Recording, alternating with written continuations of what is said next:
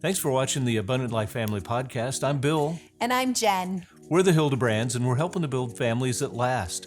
Today, we are talking with Scott and Lori Ridings about blending families, and this will be part one.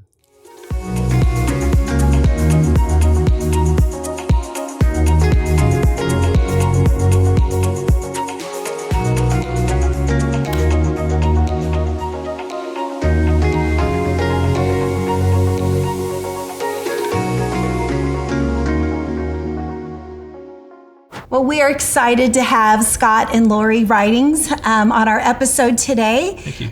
We are going to be talking about blended families. And so we're going to do something a little different where we're going to actually have two episodes because we just feel like there is so much good information and we really want to be able to sink into this and really talk about it, really get to know you guys as a couple and kind of dig a little bit deeper into this. So this is episode one. And so, but let's just get started. Let's just hear a little bit about your story, you guys. Go first. We call ourselves the modern day Brady Bunch. I bring the two girls into our marriage, and he brings the two boys. We blended our families together about 8 years ago. I come from a previous marriage, 22 years, lost it to divorce. My story holds a little bit of emotional and mental abuse. So God's brought a lot of healing to me and through our marriage together as well. And I'll let you talk about the boys. Sure. Yeah, so I was 23 years of a previous marriage. And 2014, my first wife passed away to leukemia. So the boys at that time, the two boys were 11 and 9. And so, dealing with the natural grief process with that was our story for sure. So I was single for about a year and a half when that happened. I was 48 at the time, almost 49. Okay. And so I was about a year and a half. I know, Lori, you were single 4 years. 4 years. Okay. The girls were 15 and 16 when I became a single mom. Wow. And so when we blended our marriage together, they were 19 and 20. Oh my goodness. So a little bit older. And how old were the boys when you blended? Well, that would have been 11 and 13. 11 and 13. Okay. Yep. So that, our story and our situation, obviously the boys were still at home for junior high age when we got, remarried. And the girls were pretty much, at college. They were college age. So, they were not in the house as much. I guess that's important to know in our situation. Now, were either of you planning on getting remarried? Grief. Sure. Right. You go through the grief process, and a lot of people think, I'm not doing that again. Right. Or, how can I never do that again? Where were you guys in that? For me personally, when I became single, I started looking for all kinds of resources of people that were way smarter than I was at how do I walk through this. And so I remember reading a book that was, Are You Ready to Date Again? Dating After Divorce. And it asked specifically, where are you with your finances? Where are you with your faith? Where are you in your relationship with your children? And it really was like a check mark that I went through, and I realized, I am too messy. I am not ready for this. I'm ready for this. And then I had a lot of emotional stuff going on at the same time. And so it really, the book really shared, it was really good, that an average person who has been divorced takes an average of 4 years to go through a healing process before they're even ready to think about remarriage. If they've lost a spouse, it's 2 years to go through that healing process. Wow. So you probably heard me say a year and a half, right? Yeah. So part of that was early on dealing with the grief. Lori helped me walk through that. My situation, like I said, I was almost 48, 49. I'm like, okay, God, I'm back in the single pool. You're going to have to really make it clear if I'm to get married. Now, the boys were at a point of, junior high. I really wanted to have them have another mom. Earthly mom, right? They had a great experience with their earthly mom, and so it was interesting because during that last month that she was alive, she said, "You're good, but you're not that good, and so you need to get remarried." So it was amazing for her to say that. Yeah. So which is pretty unique. That's powerful. It was very powerful. So I was, I think, like Lori said, in our time with the Lord, our quiet time every day, I would pray. I pray about, okay, God, if I'm to remarry, make sure this person is sold out. Yeah. Sold out to you, because I knew Yeah. that was the key to anything to be successful in our marriage. Again, and for the boys to have someone that can model that to them, Yep. was just as important. So that was number one criteria for that person to really be walking with the Lord, that had that genuine, authentic walk. Yeah. So I had really gotten to a place too in my singleness. God really gave me a sense of peace of being okay, being single. I was content. And my prayer became, God, if I am better with somebody than without to accomplish the things that you have for me to accomplish, then bring them. If not, I'm content. And Wow. it was amazing. It wasn't long after that we were introduced. That's so great. Now, you guys do a great job working with Re-Engage, helping to strengthen or save marriages, everything in between. But you have been doing this for a year now, and that's so awesome. But one of the things that the writers point out when you're blending families is that God has designed marriage to be that foundation for the kids, Absolutely. And so when that has been interrupted and changed, then wow, it becomes a little more difficult to rebuild that and to structure that. So how do you blend? How do you do that? I was going to say, I think the first thing I would say to that is that any good marriage is built on biblical principles. And those biblical principles don't change if you are an initial traditional family that has been married one time, or if you're a blended family and have more than one marriage under your belt, so to speak. And so those marriage principles don't change. The circumstances that each family find themselves in changes greatly. And so one of the things that we teach often, we say often, and we believe in 100% is we stay in our own circle. And by that we mean our circle starts with us and our relationship with God. And I'm not here to work on Scott. I'm here to work on myself and my circle.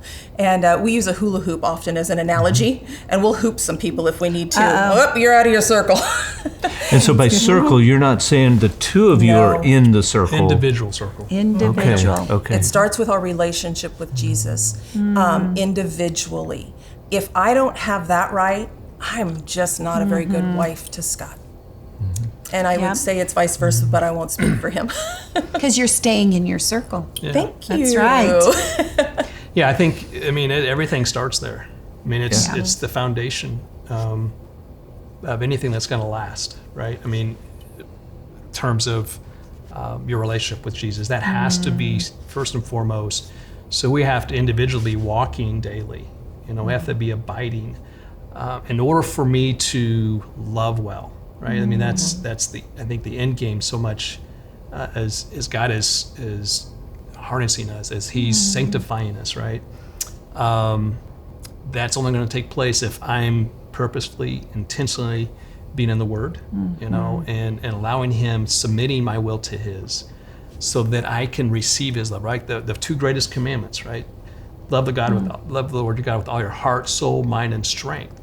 And if I can do that, then I can, the love can now flow out to others. And in a marriage, obviously, that's your spouse. So that's why that's so important. And so we bring everybody in the marriage, in the ministry, in the class, back to that circle. And that's why it has to be there. And so we'll bring people back to that. And I think that, to go back to what you asked, Bill, if that's in place, that's the foundation of which your family is built on. Our kids gain security to know that our relationship with Jesus will always be first. And then our relationship with each other will always be second, because the Bible calls us to be submissive to God first, to our spouse second. And then that gives the children a firm foundation, our family a firm foundation in which to build and to grow upon. And I remember, after we'd been dating for a while, thought this was headed into being serious and we were going to go down the road of marriage, sitting in the middle of my bed, 10:30 at night, bawling my eyes out.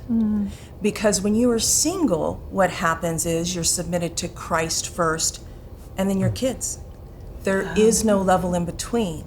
And I realized that if I was going to be a wife again, then I was going to have to put Scott back in that place of authority in my life, and authority in our relationship, and that our kids would be building on top of that foundation. But how was it going to affect my kids? Not just authority, but importance. Absolutely. Yeah, the priority. The priority. That priority. And I have seen children, when they have that firm foundation of a firm marriage and family, they feel security in that. There's a comfort to them. And so I honestly think that was a major factor for our family as we blended together. Scott lived that out and I lived that out. And our kids, it was hard at times, but our kids now, 8 years into this, and we're by no means experts on this, we still have a lot to learn, but 8 years into it, our kids act as a family. So what were some of, because, you know, sometimes we can sit here and we can talk about this and we think, my goodness, you know, my marriage does not look like what yours, you know, whether, you know, one of our listeners is, maybe she desires to have a husband who loves the Lord like Scott does and doesn't have that. They don't have children who are falling in line and listening and you know, like what kinds of, so be real with us. Like, what are some of the complications with your kids? Absolutely. Did you guys have happen that were difficult? Because I'm sure it wasn't smooth sailing the whole time. Yeah, I mean, you have all the, you know, 4 different personalities as far as the kids. And again, for my situation, I knew that developing the trust, or with the girls especially, and with Lori, was going to be my not number one, but it was a major priority. Yeah.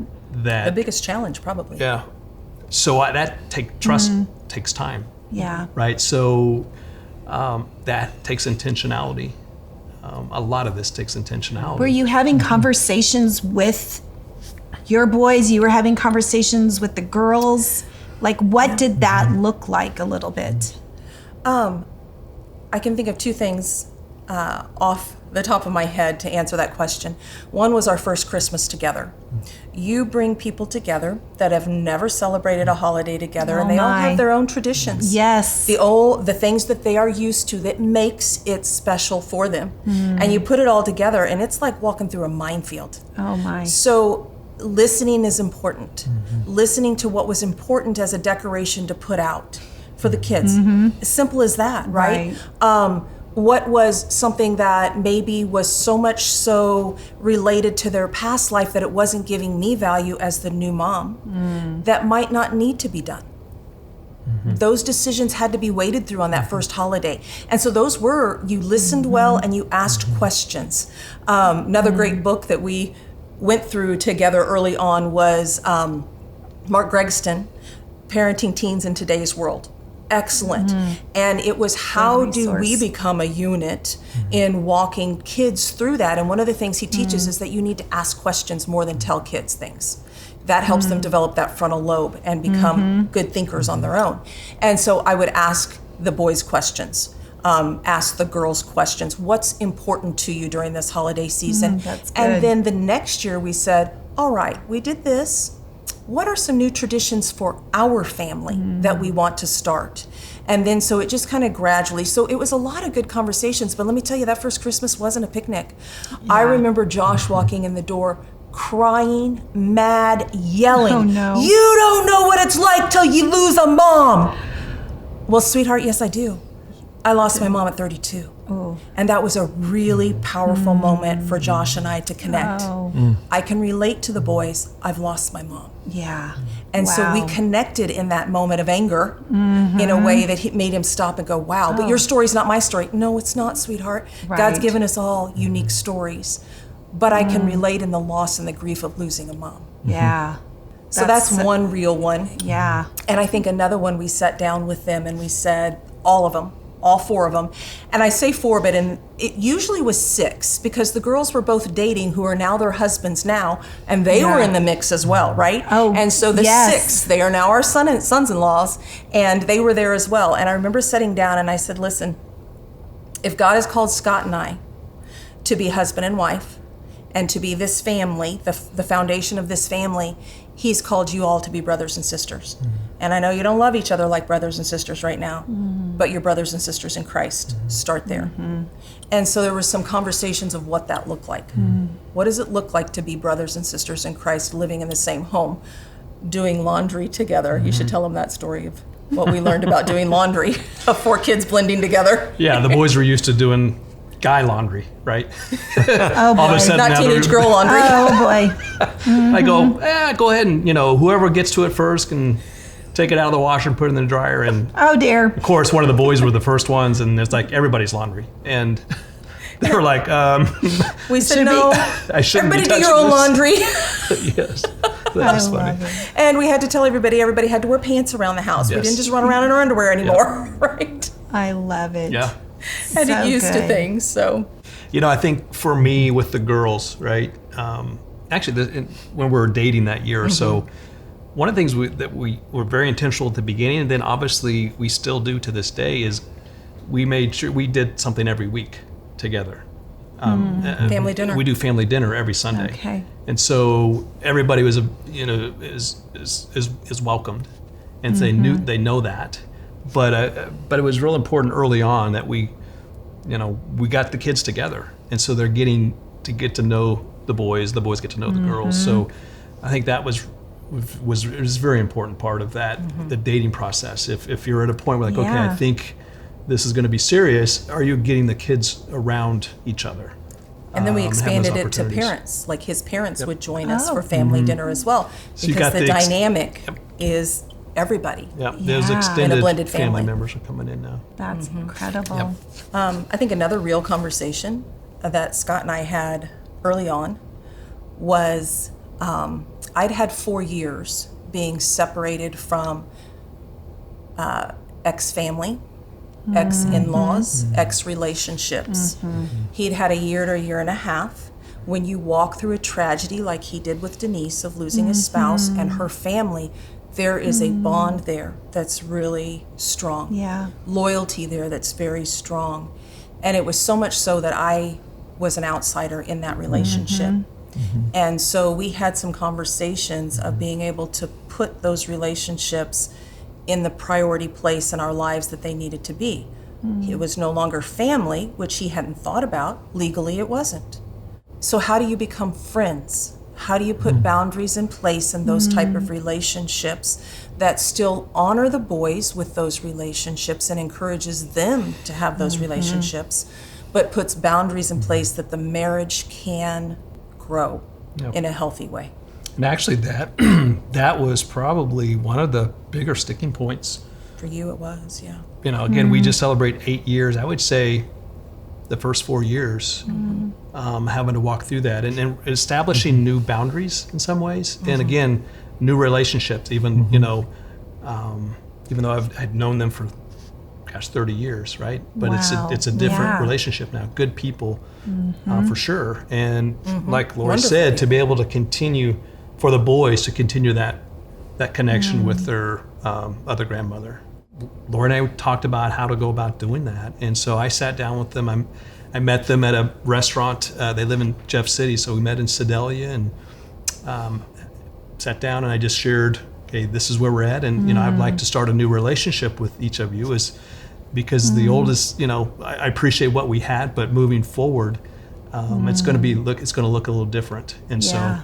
so yeah, it's a hard Sticky. sticky Yeah. It's sticky and it's element. messy. That's what's Yeah. that's one of the stickiness of our blended, right? And what I Right. love and what I keep hearing is that, and we use this word a lot, is intentionality. Yes. You have been so intentional in your conversations Yes. with your kids, with the parents, with all of that. And I think that's what I'm hearing is that's a key component to really Absolutely. blending is really the intentionality, the communication. Piece of it is really important, and inviting them into the conversation and asking lots of good questions as well. One of the things we talked about earlier was crock pot expectations. So share a little bit about the crock pot expectations. Absolutely. Who doesn't love a food analogy? Oh, absolutely. Yeah. And I'm kind of hungry, Yes. So one of the best meals to cook in a crock pot, roast, right? Yeah. And you throw your carrots in and your potatoes in and your onions in, season it all up, and you get a good meal if you cook it correctly, right? Yes. But oftentimes the potatoes get done before the carrots. You know, gonna get a little softer, maybe even mushy, fall apart a little bit. If you don't cook that meat the right length of time, it can come out tough. Well, we always called Kylie our carrot. She took the longest in our family to cook. Took a little while for her to build trust, to figure out what this family dynamic looked like. Josh, we just actually figured him out not too long ago. He was more the piece of meat, right? Okay. If we came at him too hard and too strong, too quickly cooked that piece of meat, it was tough. It was really, really tough, right? Kaylin and Caleb are two oldest, and we're very intentional with our language. We have two oldest and two youngest. We don't take the birthright away just because we blended a family. They're two oldest and two youngest. And so Caleb and Kaylin, our two oldest, they cooked pretty quick. They were probably our potato and onion. They were kind of really ready, and they love family, and they love gathering, and they were really kind of quick to blend in. Caleb was the first to call me Madre. And early on with the boys, I said, I'm going to love you guys with a mama's heart. I'm going to love you like my own. How you choose to love me is up to you, but I'm going to tell you I'm going to love you like a mama. And what you call me is up to you within reason. Right. Right? Teenage boys. Yes. And Caleb came up with Madre. And he started calling Scott Padre. And I asked Scott one time, I said, were you ever Padre? He goes, no, I was dad. It was mom and dad. Yeah. So I asked Caleb, I go, tell me about Madre and Padre. What is it help you? He goes, yes. Mom and dad were my childhood, and that was the relationship I had then. Madre and Padre are now, and that's you two. And it was beautiful. It is beautiful. It was beautiful. And so allowing them that freedom, but being intentional with it. Yeah. And the crock pot is, we all cook at different temperatures, and we can't expect the carrot to be the potato. We can't expect the meat to be the onion. They are who they are. Yeah. And we got to be okay with that. And just having that awareness. Yeah. As you're in that, knowing your kids, like they're just taking a little bit longer, and that's okay. And he had to help me understand the boys. And I remember having to help you understand the girls. He would be so frustrated that he'd reach out and want to have, the writings men like to talk. They are dialoguers. And the girls, not a text, but no, in they are conversation. dialoguers. Okay. And we weren't as much conversationalists. And so Scott, That's interesting. isn't it? Yes. And Scott wanted to have deep conversations with the girls. And I'm like, They're like, try talking in their language, text him. And he's like, what, text? And so he wanted to just delve into that relationship and have it be rich and full of conversation. And I'm like, you got to remember their background. Your boys had a very positive relationship with their mother and have a positive viewpoint of mothers. My girls didn't have that same positive interaction with a father figure. And so they come back with a different viewpoint of fathers. So you've got to come at it a little differently. We women we're wired to be pursued. Yes. And so I told him, you got to pursue them. Pursue them in their way, not yours. Oh, that's yeah, good. and I think for me, a lot of people have read the 5 love languages, Right. So remembering that and okay, what is their love language? So again, being intentional about and asking Lori a little bit about, okay, what is it that they both are words of affirmation, really important. So learning to text and being intentional about sending those messages out, and that is, and knowing I have to be patient, right? Because that's part of the crock pot is is the time it takes. And so instead of rushing that relationship and trying to force it on, which, at times I wanted that relationship so bad, but that's the key. You're pursuing that relationship. Yeah. So being patient, and just recognizing their love language and their personality, and just listening. Again, they're older, so the boys are younger, and the girls were older when we got going. So it's a little different for me because they're more out of the house than in the house. So just finding those times to be able to connect, I think was key for me. One of the traditions that we've always had is it's passed down from my grandmother to me when I was a little girl, is we always got an ornament on Christmas morning. And so we give ornaments on Christmas morning. And I remember the first year Scott opened his ornament from Kaylin. Kaylin is a traditionalist through and through, loves the family traditions. So she now gives ornaments every year, picks them out special. And so I remember the first year Scott opened his up, and he was like, "Oh, great, thanks, it's an ornament." He puts it down. I started crying. It was the dad Hallmark ornament. Oh. He didn't realize the importance of that moment that she had given him the dad ornament. Wow. And I knew that was a changing point for their life and their relationship. And that was her Definitely. sweet way of saying it. Yeah. Of saying Padre. Yes. Oh my goodness. Yeah. We're probably going to have to stop here and start again. Oh my goodness.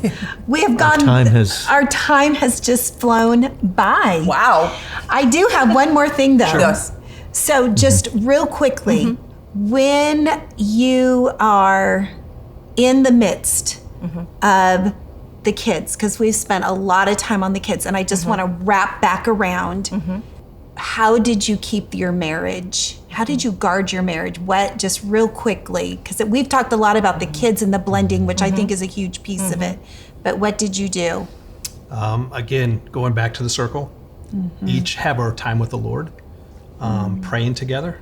Oh, Again, keeping the first thing first. yeah.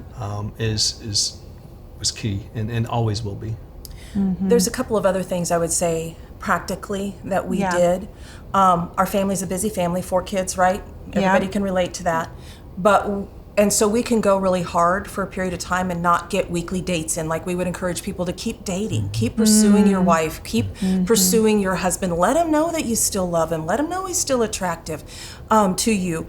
And so sometimes we get just so busy with life. For us, a good rhythm is we can go hard for a period of time, but then we need a weekend away, just the 2 of us. And we'll pull back for a weekend. And we can begin to feel, we're like, okay, we've been together 8 years, that rhythm there. So we can know that. And then I think the second thing, I think that was my be quick. Yes, that was your hint. That was my hint. Maybe No, quick. I got one more thing real quick. Okay. And then the second thing is, it's gone. You go. For me, practically, she loves coffee. So every morning I get up and make her a cup of coffee. So that's that serving part of your marriage.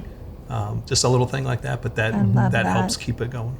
I love Just to that. be intentional with us. You can't get lost in the kids, any marriage. Yeah, You can't it's get so lost in true. the kids. You've got to remain husband and wife first. Yeah. Let's close in a word of prayer, Okay. but then we'll continue on for part 2. Sounds good. So, Lord, I thank you for an opportunity to just hear the story of Scott and Lori and what you have, the way you have revealed your love to them and to their kids, and you've brought them together in a very special way. Thank you for what they've been able to share today, and we look forward to the next episode of hearing more about what you have done to help blend them well. We love you, Jesus. Amen. Amen. Thanks for joining us for this episode of the Abundant Life Family Podcast. If you found this helpful for your family, hit like and subscribe below. And feel free to drop a comment or question below. To learn more about the Abundant Life Family Ministry and the 10-mile markers to help you win at building families that last, go to our website at livingproof.co/family.